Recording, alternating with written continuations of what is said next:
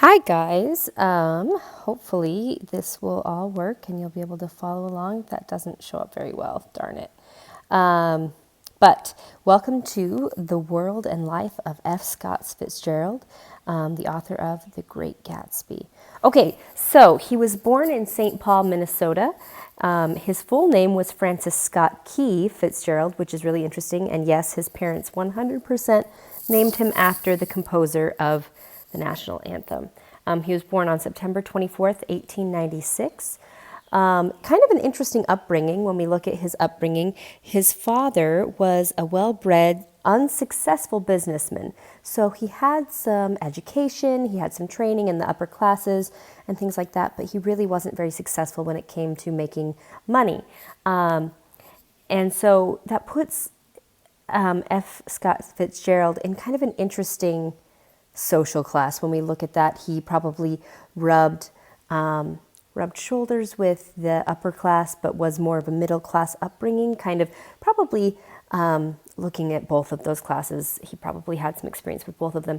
However, his mother was Irish Catholic. And if you know anything about the history of Catholicism in the United States, for a long time, a lot of people were pretty anti-Catholic and Irish even.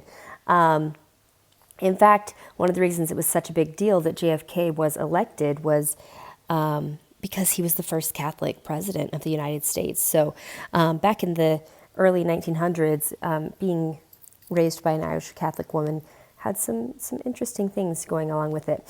He was trained in upper middle class codes, like we were talking about, and manners. So he was, brought up to be able to work and associate with those wealthier classes. And then, but he was taught strict Protestant guidelines and morals. So even though his mother was Irish Catholic, probably predominantly because of the fact that Protestants was kind of one of the bigger religions of the time, that was where he was trained up and given those guidelines and morals. He attended prep school and was published at age 13. So prep school, though, that again shows us that he wasn't one of those lower classes, and a little bit not even the middle class. When we talked about social class last week, we talked a little bit about who could afford education and who could afford good education.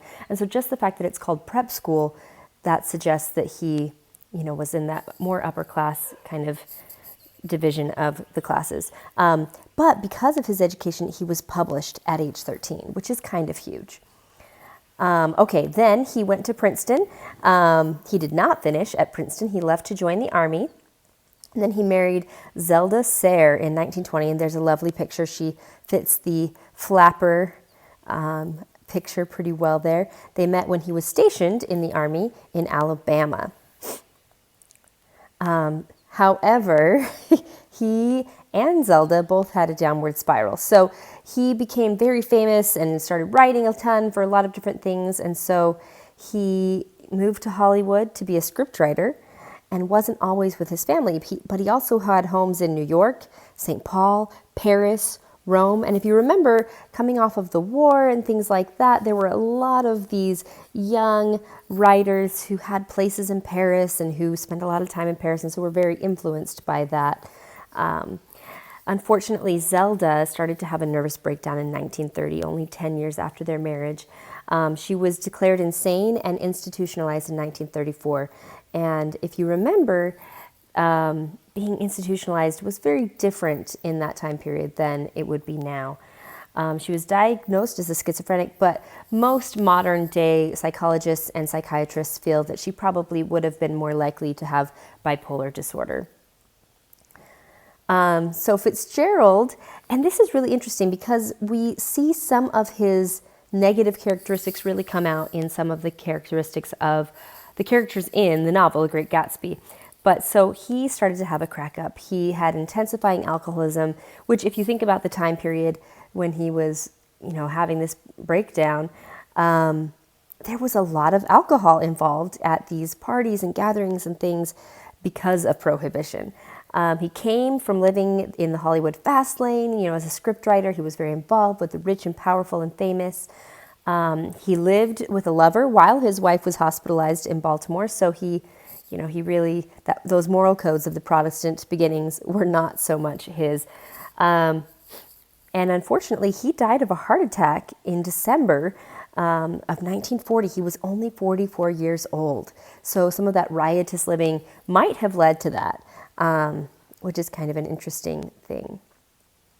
So we've already talked in quite a bit of detail about fashion, about music, about entertainment, and some of those things, but it's actually called Fitzgerald's Jazz Age, and I don't know why that's not showing up. It's all gray there, but and that's the 1918 to 1929 time period, and he was one of those writers who was actually really famous while they were alive. So a lot of these writers that we look at, they're marginally famous while they're alive, or they're not famous at all while they're alive. Some of you, I know that we have a couple students at least who really enjoy Emily Dickinson's poetry. Not famous at all. All of her stuff became famous posthumously, so after she had died, whereas Fitzgerald enjoyed quite a bit of fame and fortune while alive, and a lot of people believe that that led to his downfall. So it's actually called Fitzgerald's Jazz Age, which is really interesting.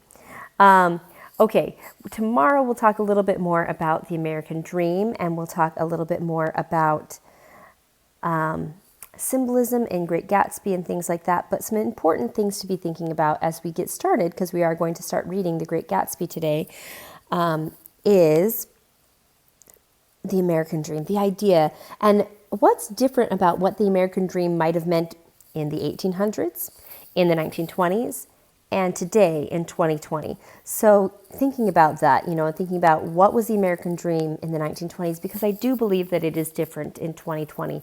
And you have to remember, we're looking at this 100 years later,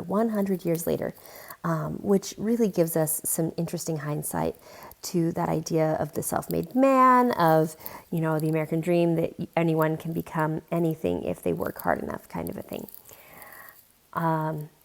So we've talked about prohibition, we talked about big business, we talked a little bit about all of that. But one of the big things in the 1920s, and might have led a little bit to the stock market crash of 1929, but there were a lot of other things, was that Americans were hungry for material possessions. And you have to remember, they had just come off of a war, so there was a lot going on there.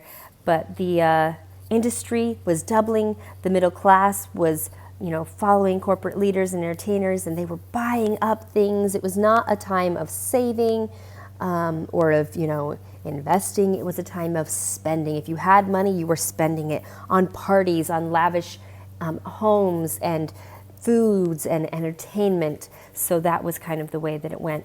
5% of the U.S. population received a third of the nation's income. So when you think about that, you would think, if it was going to be correct, that 33% of the U.S. population received a third of the nation's income, but it did not. And 87% of U.S. families lived on less than $2,500 a year. Now, obviously, we've had inflation, and $2,500 is very different today than it was in the 1920s, but just to kind of put it into perspective, today, a high school teacher makes more than $2,500. Depending on the state that they teach in. And these families were making that a year. Now, again, inflation and all of those things were kind of an important thing that had to do with it.